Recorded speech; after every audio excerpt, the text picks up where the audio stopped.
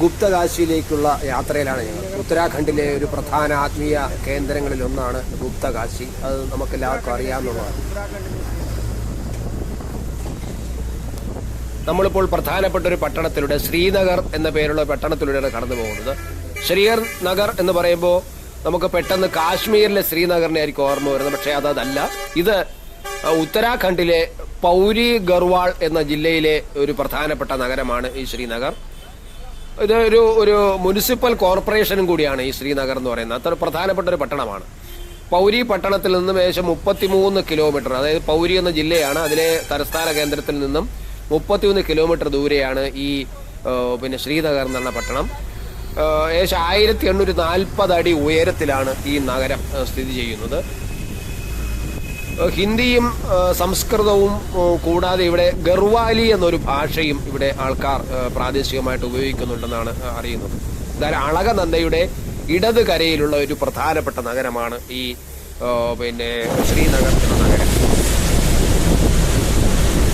അളകനന്ദ നദി ആണ് നമ്മൾ കാണുന്നത്. അതിന്റെ വശത്തു കൂടിയാണ് നമ്മൾ ഈ കാണുന്ന അളകനന്ദ ഗുപ്തകാശിയിലേക്ക്, കേദാർനാഥിലേക്ക് പോകുന്ന വഴിയിലെ ഗുപ്തകാശിയിലേക്ക് നമ്മൾ പോകുന്നത്. അളകനന്ദ നദിയാണ്. ഋഷികേശിൽ നിന്ന് ഏകദേശം 104 കിലോമീറ്റർ ദൂരം ഈ പ്രദേശത്തുണ്ട്. പഴയ ഗർവാൾ രാജ്യം, ഈ ശ്രീനഗർ എന്ന നഗരത്തെക്കുറിച്ച് കുറച്ചുകൂടി കാര്യങ്ങൾ ചരിത്രം പറയാറുണ്ട്. അതായത് പഴയ ഗർവാൾ നാട്ടുരാജ്യമായിരുന്നു ഇത്. അത് നേപ്പാളിലെ ഗൂർഖകൾ ഒരിക്കൽ ഈ നഗരത്തെ ആക്രമിക്കുകയും കൈവശപ്പെടുത്തുകയും ചെയ്തിരുന്നു. 1806 മുതൽ 1815 വരെ ഇവിടെ ഈ പ്രദേശത്ത് ഈ പൗരി, ഈ ശ്രീനഗർ, അഗർവാൾ എന്ന് പറയുന്ന ഈ പ്രദേശം നേപ്പാളുകാർ, അതായത് ഗൂർഖകൾ കൈവശം വച്ചിരുന്നു. പിന്നീട് ബ്രിട്ടീഷുകാർ വന്നതിന് ശേഷം ബ്രിട്ടീഷുകാർ കൈവശപ്പെടുത്തി, അവരെ പരാജയപ്പെടുത്തി, ഗൂർഖകളെ പരാജയപ്പെടുത്തിയതിന് ശേഷം ആണ് പിന്നെ അത് വീണ്ടെടുത്തത്, ഗൂർഖകളിൽ നിന്ന് വീണ്ടെടുത്തതെന്നും ചരിത്രമുണ്ട്. എന്തായാലും ആ ശ്രീനഗർ നഗരം കഴിഞ്ഞ് നമ്മൾ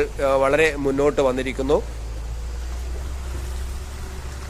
അളകനന്ദയുടെ തീരത്തു കൂടിയാണ് നമ്മളിപ്പോൾ യാത്ര തുടരുന്നത്. ദുർഘടമായ പാതയാണ്.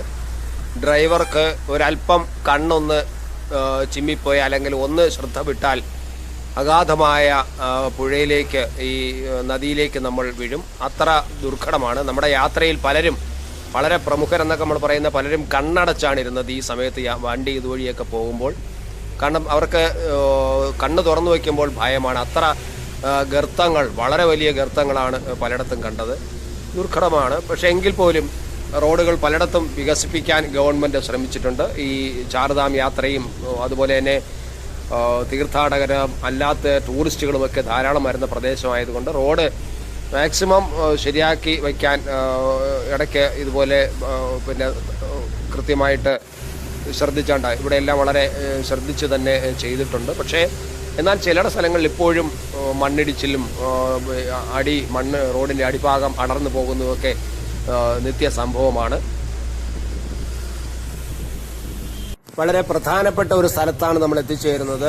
അളകനന്ദ നദിയും അതുപോലെ മന്ദാകിനി നദിയും കൂടി ഒരുമിച്ച് ചേരുന്ന രുദ്രപ്രയാഗ്. ഇതാണ് രുദ്രപ്രയാഗ്. ആ പ്രദേശത്താണ് നമ്മൾ എത്തിയിരിക്കുന്നത്. ഇവിടെ നിന്ന്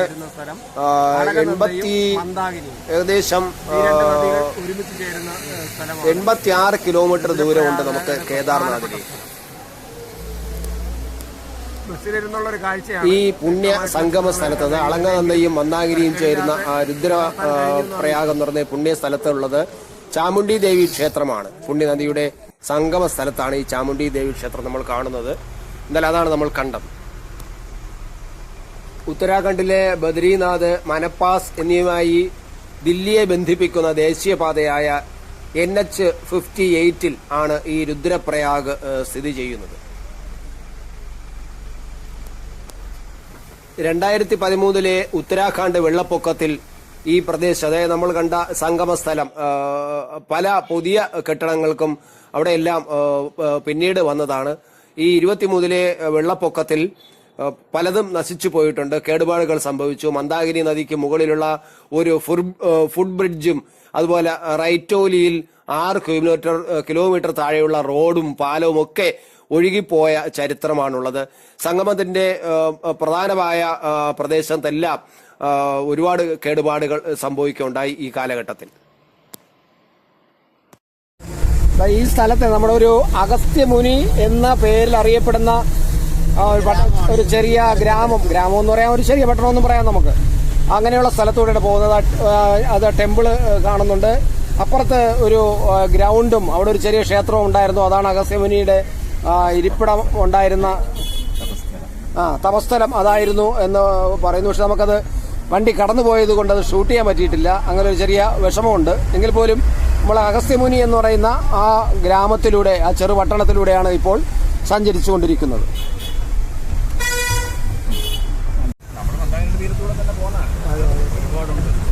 ഇത് മന്ദാകിനി നദി നമ്മുടെ അഗസ്ത്യമുനി എന്ന സ്ഥലത്തുകൂടെ, അതിന്റെ കരയിലൂടെ ആണ് ഈ പട്ടണം സ്ഥിതി ചെയ്യുന്നത്.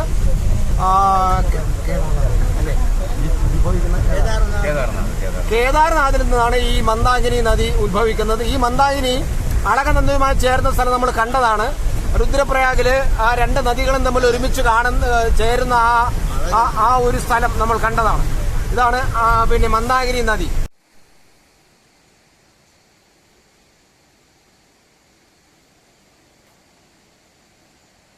ഗുപ്തകാശിയിൽ നമ്മൾ എത്തിക്കഴിഞ്ഞു.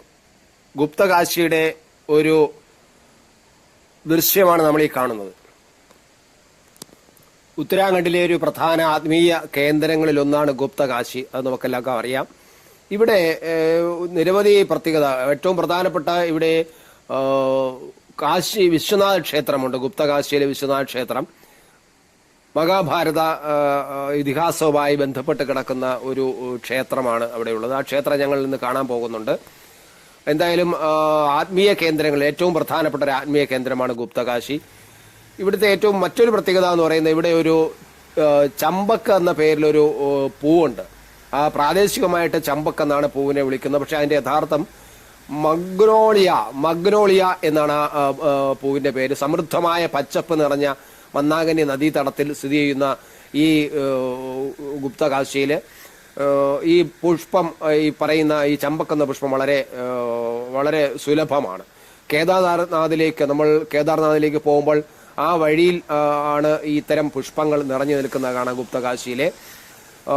എന്തായാലും ഈ പൂക്കൾ വിരിയുമ്പോൾ വായുവിൽ അവയുടെ സുഗന്ധം വളരെ മനോഹരമായി നിറയുമെന്നും അതൊരു വല്ലാത്തൊരു അനുഭൂതിയാണെന്നും, ഈ മഞ്ഞുമൂടി കിടക്കുന്ന കൊടിമൂടുകളുടെ പശ്ചാത്തലത്തിൽ ഗുപ്തകാശി ഒരു പ്രകൃതിദത്ത ഒരു പർദീസയാണെന്ന് വേണമെങ്കിൽ നമുക്ക് പറയാം. അത്ര മനോഹരമാണ് ഈ ഗുപ്തകാശി. ഇവിടുത്തെ ഏറ്റവും പ്രധാനപ്പെട്ട ഒന്ന് ഈ വിശ്വനാഥ ക്ഷേത്രമാണ്. അർദ്ധനാരീശ്വര ക്ഷേത്രം എന്നാണ് ഈ ക്ഷേത്രം അറിയപ്പെടുന്നത്. മഹാഭാരതത്തിലെ ഇതിഹാസത്തിലെ പാണ്ഡവർ ഒരിക്കൽ പരമശിവനെ അന്വേഷിക്കുകയും അങ്ങനെ അതുമായി ബന്ധപ്പെട്ട ചില കാര്യങ്ങൾ ഈ ഗുപ്തകാശിയിലെ വിശ്വനാഥ ക്ഷേത്രമായിട്ടുണ്ട്. നമ്മൾ ആ ക്ഷേത്രം കാണാൻ പോകുമ്പോൾ കൂടുതൽ വിശദമായിട്ട് അതിനെക്കുറിച്ച് പറയാം. ഇപ്പോൾ നമ്മൾ ഈ ഗുപ്തകാശിയിൽ ഞങ്ങൾ നിൽക്കുമ്പോൾ അവിടുത്തെ പ്രധാനപ്പെട്ട ഒരു പ്രകൃതി ദൃശ്യമാണ് നിങ്ങൾക്ക് വേണ്ടി ഞാൻ പകർത്തിക്കൊണ്ടിരിക്കുന്നത്.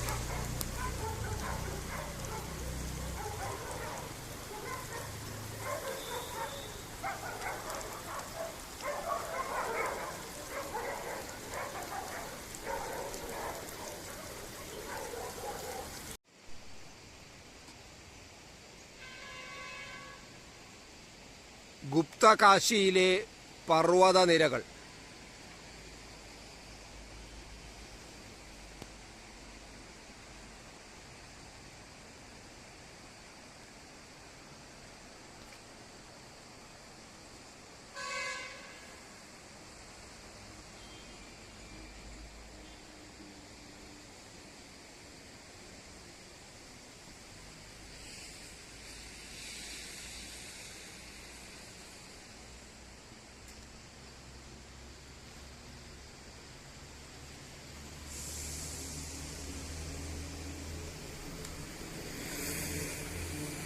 യാത്രാനുഭവങ്ങളും ദൃശ്യങ്ങളും കൂടുതൽ അറിയാൻ ത്രിലോക് ഭാരതി മലയാളം ചാനൽ സബ്സ്ക്രൈബ് ചെയ്യുക.